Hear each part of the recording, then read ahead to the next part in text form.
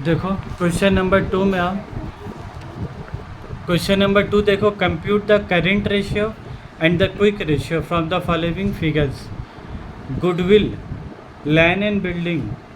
Goodwill क्या है बाबू? Fix asset है, ठीक है, तो गुडविल करेंट एसेट नहीं है।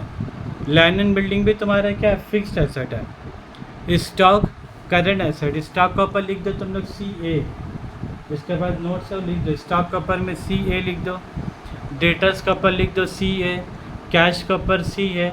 अब आ जाओ payment in advance. Payment in advance मतलब क्या हो गया बोला? Prepaid expense. लोग घुमा के बोला पेमेंट इन एडवांस जो लिखा है ना नोट्स में, वो पेमेंट इन एडवांस क्या है तुम्हारा? प्रीपेड एक्सपेंस है। अंडरलाइन करके लिखा उसके ऊपर में प्रीपेड एक्सपेंस। नहीं मिल रहा यार तुम लोग को, लिखिए प्रीपेड एक्सपेंस। तो प्रीपेड एक्सपेंस, उसके बाद क्या है? Bill receivable. उसके बाद देखो एडवांस इनकम टैक्स पेड, ये नया आइटम आया है। एडवांस इनकम टैक्स भी करेंट एसेट होता है। एडवांस मतलब क्या हो गया? वो खर्चा जो तुम आने वाला दिन का टैक्स अभी से तुम दे चुके हो, तो वो तुम्हारा क्या होगा? करेंट एसेट होगा। उसके बाद देखो creditor liability, current liability. Bill payable current liability. Bank overdraft current liability. Provision for tax current liability. Propose dividend भी क्या होगा तुम्हारा? Current liability. तब आज अब यहाँ तुमको क्या लिखना होगा? कौन सा करेंट एसेट और कौन सा तुम्हारा करेंट लाइबिलिटी होगा। तो जाकर फटाफट चिपका दो एकदम। करेंट एसेट में क्या क्या लिखोगे आप? Stock, debtor, cash. Stock, debtor, cash. Bill receivable, हाँ, वो तभी पेमेंट इन एडवांस के बाद आता है ना। Payment in advance plus bill receivable. उसके बाद फिर बोलो advance income tax paid. Advance income tax paid, ये सब तुम्हारे क्या हो गया? Current asset. अब देख रहे हो क्या ये क्वेश्चन कैसा जात का है? उस दिन जब लोग क्वेश्चन बनाए थे एक लाइन का क्वेश्चन होता था, इतना करेंट एसेट 3:1, उतना क्विक रेशियो 2:1, वर्किंग कैपिटल इतना, तो बोलता था बताओ करेंट एसेट कितना। यहाँ तुमको सब दे दिए, तुमको खाली क्या करना है? उठा के बैठाना है बस, कहाँ कहाँ होगा पुटअप करना है। तो बोले स्टॉक कितना होगा? 13640। डेटर्स कितना है? 26150। उसके बाद बोलो कैश कितना? 2430। पेमेंट इन एडवांस कितना? 3100। बिल रिसीवेबल कितना हो गया? 1130। एडवांस इनकम टैक्स पेड कितना हो गया? 5000। ये सबको ऐड करके बताओ कितना रुपया आ रहा?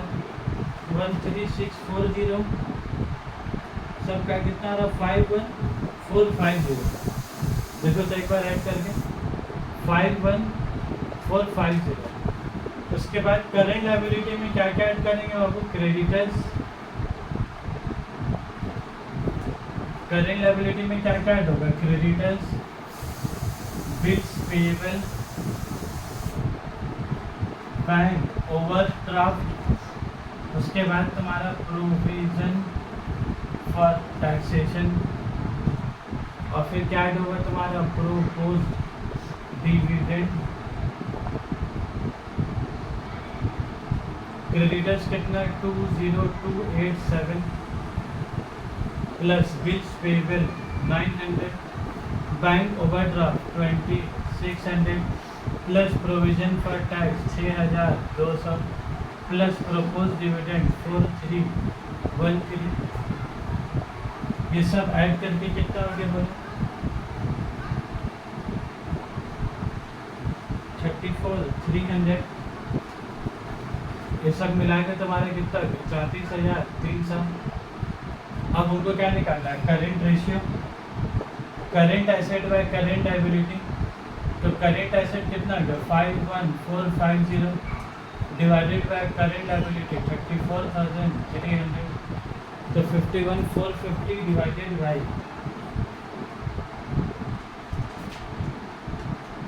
1 1.5:1 कितना आ रहा है 1.5:। अब यहाँ से जो WB वाला है ये फार्मूला इस्तेमाल करो IC वाला, और दोनों में क्या है न्यूमरेटर सेम है, खाली फ़र्क कहाँ पर है, बस एक में बैंक ऑर्डर माइनस होगा और IC वाले में बैंक ऑर्डर माइनस। ठीक है, होगा कन्फ्यूजन नहीं है ना उसमें। रेशियो एनालिसिस ये सब कुछ चैप्टर अगर कर लिए ना तो देखो इंसान इशू और शेयर्स करके ही जाता है, छोड़ के नहीं जाता उसका। एडमिशन, रिटायरमेंट, PL आपको करके जाता है, कुछ छोड़ के जाता है तो बस यही 2 चैप्टर है, कैश फ्लो और एक रेशियो एनालिसिस। ये 2 चैप्टर अगर तुम अच्छे से कर लियो ना तो तुम 80 नंबर से तो ज़्यादा क्या लाओगे, ये तो कन्फर्म है। देखो जितना भी गलती करोगे क्या करता है, पूरा तो गलती नहीं बनाओगे तो आधा स्टेप मार के तुमको मिलेगा कि नहीं। हाँ, कुछ भी नहीं करके जाओगे रेशियो एनालिसिस तो क्या तुमको कुछ भी नहीं मिलेगा फिर, समझ में आए बात। तो करके जाओ, आसान चैप्टर है। और हम तो बोला इसको करने के लिए का बहुत इंटेलिजेंट होना जरूरी है रेशियो एनालिसिस का, कि थोड़ा बहुत भी मैथ्स का जानकारी होगा कर लेगा। यहाँ कौन सा ट्रिग्नोमेट्री लग रहा है, कॉस थीटा, टाइन थीटा, ये सब लग रहा है, ज्योमेट्री लग रहा है, हाइपरबोला, बोला उस सब है कुछ इसमें कि नॉर्मल सा मैथ्स है, नॉर्मल सा एट लेस तो खाली करना है और क्या करना है उससे ज़्यादा।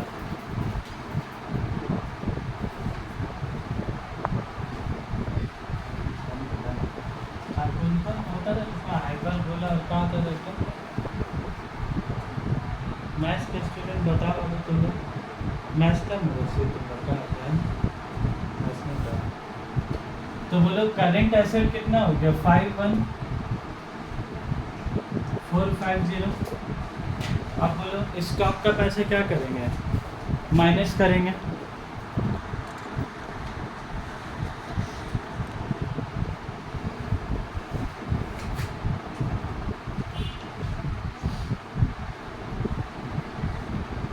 बोलो करेंट एसेट 51450 माइनस क्या करोगे अब स्टॉक, तो स्टॉक कितना था देखो 13640। प्रीपेड एक्शन जिसमें क्या क्या था बाबू, एक तो पेमेंट इन एडवांस वो भी प्रीपेड था, और ये जो एडवांस इनकम टैक्स ये भी क्या है तुम्हारा, ये भी प्रीपेड। तो इसमें क्या चीज़ माइनस होगा तुम्हारा, बोलो पेमेंट इन एडवांस कितना लिखा हुआ है 3100, ये माइनस होगा, समझ में आ रहा बात। और जो एडवांस इनकम टैक्स वो भी तो एडवांस हुआ ना, वो भी क्या हुआ, वो भी तो प्रीपेड ही हुआ, एडवांस है तो क्या हुआ प्रीपेड हुआ। तो एडवांस इनकम टैक्स भी कितना है तुम्हारा 5000 रुपये। अब तुम लोग देख रहे हो चैप्टर का क्वेश्चन, तुम लोग फार्मूला बैठाने सीख गए थे पिछला क्लास में डे 3 वाला में। यहाँ पर अब क्या करेंट एसेट को पहचानना है कि किसको करेंट एसेट बोलेंगे।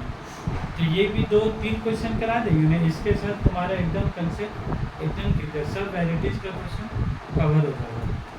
और डिवाइडेड बाय करेंट लायबिलिटी कितना बाबू, करेंट लायबिलिटी 34,300, और ओवरड्राफ्ट वाला 2600, बाकी दिल्ली बोर्ड वाला इधर आ जाए 51,450 -1,3,610 -3,100। खाली दिल्ली बोर्ड वाला का मेहनत कम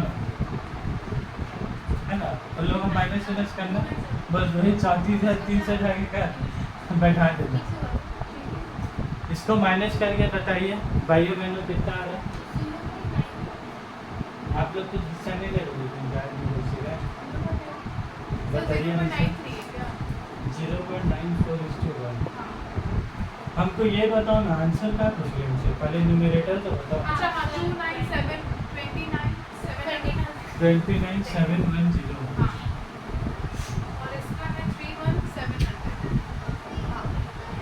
कितना है 0. ये तुम लोग का ये तो दोनों का सेम ही होगा 29,710 डिवाइडेड बाई कितना होगा बाबू 34,300। तुम लोग को तो बैंक ओवरड्राफ्ट माइनस करने का जरूरत है नहीं, तुम लोग बोलो अपना आंसर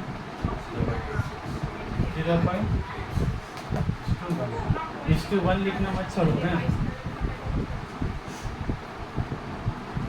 कहाँ समझाइए इतना स्पीड उसका। चलो क्वेश्चन नंबर 3 में आ जाए।